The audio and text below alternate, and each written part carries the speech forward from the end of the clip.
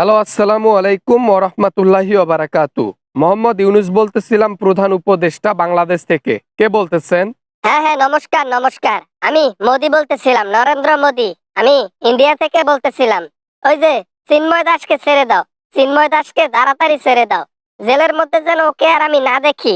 ইউনুস। যে রাষ্ট্রের বিরুদ্ধে ষড়যন্ত্র করবে, যে রাষ্ট্রকে ধ্বংসের পথে নিয়ে যাবে, তাকে এরকম করে গ্রেফতার করতেই হবে। না হলে দেশটার ধ্বংস করতে আর বেশি দিন লাগবে না। তাই তোমার কথায় কাজে আসবে না। দেখো ইউনুস, এটা কিন্তু আমাদের ধর্ম নিয়ে একটা ব্যাপার। ইসকন কিন্তু একটা বড় সংগঠন। এই সংগঠনের মধ্যে আমরাও ইনভেস্ট করি।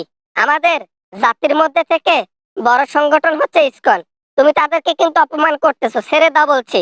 ইসকন সংগঠন এমন এক সংগঠন যে জাতির মধ্যে যুদ্ধ লাগাইতে একটুও দ্বিধাবোধ করে না।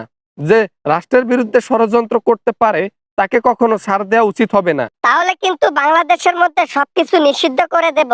বাংলাদেশের মধ্যে থেকে কেউ আমার দেশে চিকিৎসা নিতে পারবে না। আমার দেশের পেঁয়াজ মরিচ আলু সবজি যা আছে তা বাংলাদেশে কখনো যাবে না, এই বলে দিলাম। টাকা হইলে সবকিছু পাওয়া যায়। টাকা যেখানে দেব, অন্য দেশ আমাদেরকে জিনিস দেবে। মাংনা মাংনা জিনিস দাও নাকি যে তুমি নিষিদ্ধ করলে তাই মেনে নেব? টাকা দিয়ে জিনিস নেই, তোমাকে দিতেই হবে। না হলে আমরা ইলিশ মাছও দেব না। বাবা, না মানে তাহলে কি করলে তুমি এই চিন্ময় দাসকে ছেড়ে দিবা?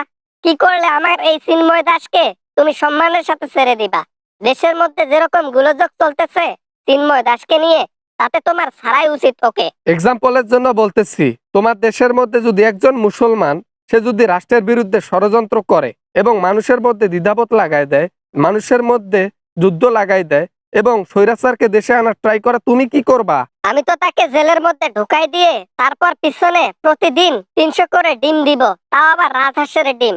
তারপর ওর পিছনে অজোড়া পাস দিয়ে একেবারে দাঁড় করাই রাখবো দেশের মাঝখানে, দিল্লির মধ্যে।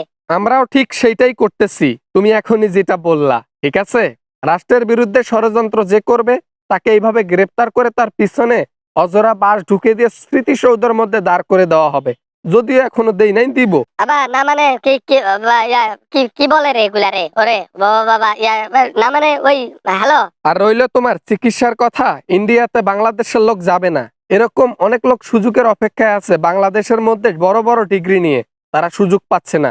তাদেরকে সুযোগ দেওয়া হবে, তারাই বাংলাদেশের লোকের জন্য যথেষ্ট। বাবা না মানে কি কয়? এই তো মাথা তো নষ্ট হয়ে গেল। এদিকে ইলিশ মাছ দেবে না, ওদিকে চিকিৎসা নেবে না, আবার কাঁচামরিচ এওটাও না দিলে আবার কেমনে কি বাবা?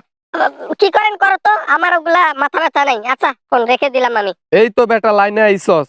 যদি তুই ষড়যন্ত্রের বিরুদ্ধে থাকস, তাহলে তুইও ফেসে যাবি। তাই বলতেছি কি, সত্যের পথে থাক। বিধর্মী এবং ধর্ম নিয়ে বাড়াবাড়ি করার দরকার নাই। ষড়যন্ত্র করবে যে, ধরা সে, খাইবে সে। বাবা না মানে না না না না না, আমি ওগুলার মধ্যে নাই বাবা। মানে ইসকনের ওই ওই চিন্ময় দাস একটু অন্যরকম তো। ও হয়তো বা হাসিনার কাছ থেকে টাকা পয়সা খাইছে, ওই জন্য ওইরকম হাসিনার প্রতি টান ছিল আর দেশের মধ্যে ষড়যন্ত্র করতে। রাখলাম রাখলাম। ঠিক আছে, রেখে দিলাম আমিও। কখনো যেন এই ব্যক্তির নামে কখনো ফোন করে তাকে ছাড়ানোর কথা না বলা হয়, এই বলে দিলাম। অপরাধ করলে তাকে শাস্তি পেতেই হবে, সে অন্য দেশের নাগরিক হোক আর অন্য ধর্মের লোকই হোক। বাই। কিছু বলার আগে একটা কথা বলতে চাই, পরিবেশটা কিরকম সুন্দর না? এরকম পরিবেশে ভিডিও বানাই, খুবই ভালো লাগে। তো যাই হোক, মেন পয়েন্টে আসি। ভিডিও ভালো লাগলে লাইক করবেন, আর চ্যানেলে নতুন হয়ে থাকলে অবশ্যই চ্যানেলটি সাবস্ক্রাইব করবেন। আর এরকম ভিডিও নিয়ে আমি সবসময় আমার চ্যানেলে হাজির হয়ে থাকি আপনাদের জন্য, বিনোদন দেওয়ার জন্য। তো ভিডিও ভালো লাগলে লাইক করবেন আর সাবস্ক্রাইব করতে ভুলবেন না। দেখা হবে এরকম ভিডিও নিয়ে আবারও আপনাদের সাথে। সবাই ভালো থাকবেন, সবাই সুস্থ থাকবেন।